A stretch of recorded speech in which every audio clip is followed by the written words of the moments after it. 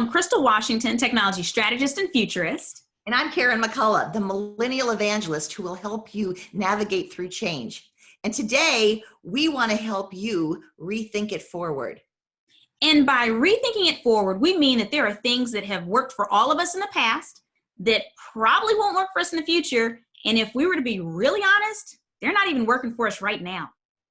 Not now, right? So I've been thinking about this one a while, Crystal, and really I want to present it to you and maybe we can have a discussion on this whole idea of doing everything for free.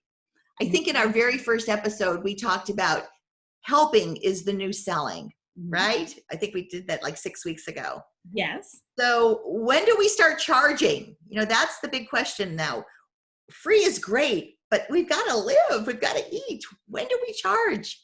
Yeah, mortgage companies don't take IOUs. No. So this whole thing about free actually started with tech companies. They called them freemiums.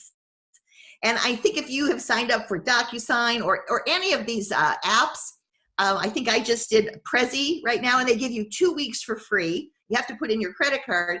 And then after 2 weeks, they charge you, right? Mm-hmm. So is that kind of what you think is going on right now, or should we start charging? I think it depends on the type of company you have, but more importantly, it depends on where your customer base is at, right? Because I mean, we're speaking to people right now that are across industries, and so it's a little bit different. A lot of tech companies are doing freemiums right now that hadn't done them in the past because there's so many people needing technology right now. They know that if they capture them, you know, even if they extend it to a month, people are going to stick with them because they've become used to their platform, especially non-techies. If you're going to invest in learning a whole platform, you're going to stick with it. So I think for tech, yeah, it makes sense. For the rest of us, I think it's a matter of just asking our customers, where are they at? What are their finances looking like? You know, Karen, we have a peer that's a speaker named Barry Banther. And he posted something that I found to be really interesting, whereas he suggested that for some of us, what you do is you might do some work on the front end with the agreement from the clients that they can pay in the fall. So there's all different ways to do things. And some of them, he said, you know, sometimes you'll make that suggestion and they'll say, well, you know what, let's give you a partial deposit now, the rest then. Or I like that. Yeah, so I think just really knowing who our client base is and what they can afford. What is the saying? I think you can't get blood from a turnip or something, but at the same time, you have to make a living. So I'm a big fan of how can we find a solution that works for the greater good. The greater good is us because we have to live, and our customers because we also want to make sure that we're offering things that are reasonable. Right. I have, so on a lighter note, I've been taking yoga classes for free and I've really enjoyed them. And this great instructor, she's nationally known, made an offering. And last Sunday, we could take her yoga class for $20. And she had, I'm not exact, she had like 120 people sign up. And so that's probably not the fee that she normally gets, but that was a nice fee. Yeah. So she presented something that she's been giving it for free for 6 weeks. And now she presented something. And that really opened my eyes to give for free and then nibble, you know, give a little nibbling. You don't have to put your full fee in. So if you've got an online course, you know, and you want to get some revenue from that online course and you've given some free ideas and suggestions, maybe now you put it out at a reduced price because we've been doing this for so long. I think going on the second month, almost the third month. Is it? How long? I've been in here so long, I have no idea what even day it is. But I think that we want to learn and we want to invest in ourselves, but we can't afford what it was. Someone that I follow, I don't want to give his name out, but I love him and his initials are DM. Okay, Donald Miller. I follow this guy all the time and I've taken his online course and I've gone and worked with him up front in a workshop. And he just offered something very, very minimal price. And I'm really looking forward to taking it. So everyone is doing this right now. And I think it's time, if you have something of value, if you have, like you said, if you have a following and people are interested in you, offer them something at a reduced price. I think now is a good time.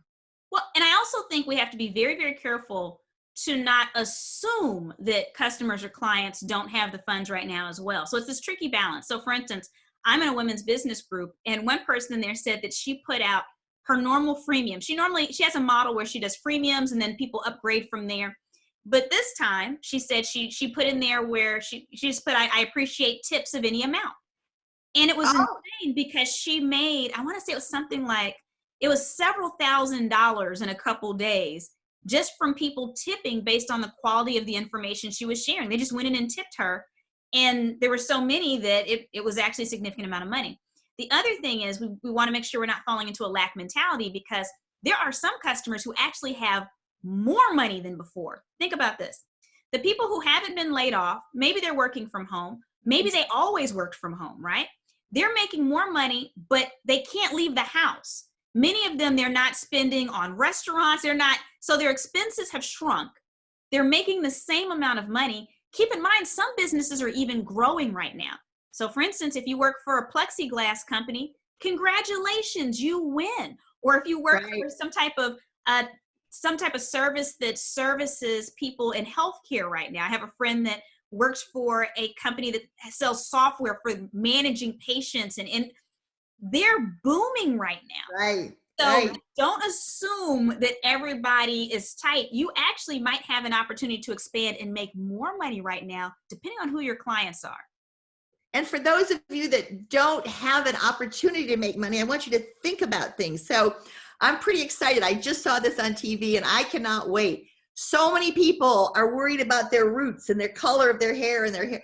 And so now some salons, and I hope my salon, Hugh, I hope you're listening, they're mixing up the chemicals for each person's like gray hair and whatever that and they have these little kits and they're depositing for a fee. And I would pay quite a bit if I got mine on your front porch, and you can now color your hair.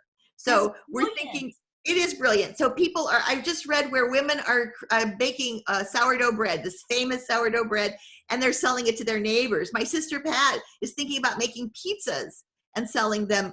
She has a huge following. She's a great pizza maker. So I'm not going to make my meatballs. I decided. What about your meatballs, Karen? You're known for your meatballs. I'm not making my meatballs for people. I'm going to work on a new online course. I'm going to work on something that I enjoy. I love meatballs, but I like them just for me and my family. But I'm thinking about a new online course. What?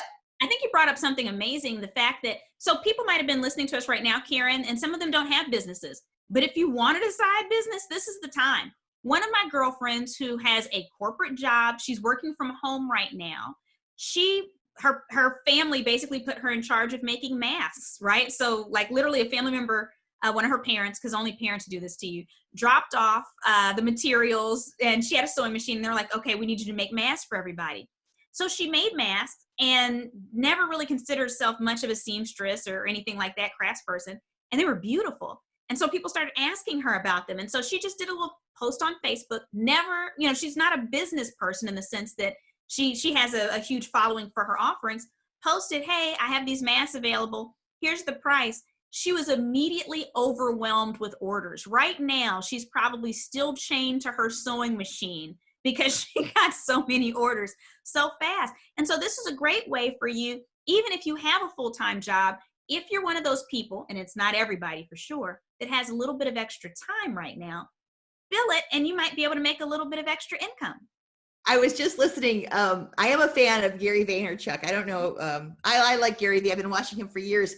And he did an entire session on sell stuff. He said, go through your house right now and sell stuff. And then I just saw our friend Guy Gooten, and his whole thing was on going through the garage and selling stuff.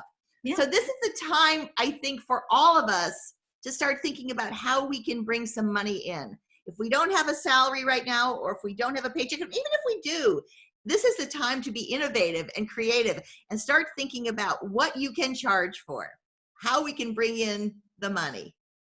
There's always something. Everybody has a talent, so I don't care who you are. Even if your talent's just mowing the lawn, there's someone near you who does not want to mow their lawn, and you can reach out and help them, or maybe they used to, but now with their kids at home, they don't have time anymore. So whatever talent you have, there is something you can do that you can monetize if you have the heart to do that, if that's something you want to do.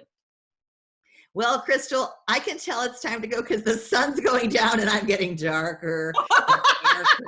and darker. I'm going to be turning my light on and darker. And Oh, we lost Karen. We'll see you all in a couple days.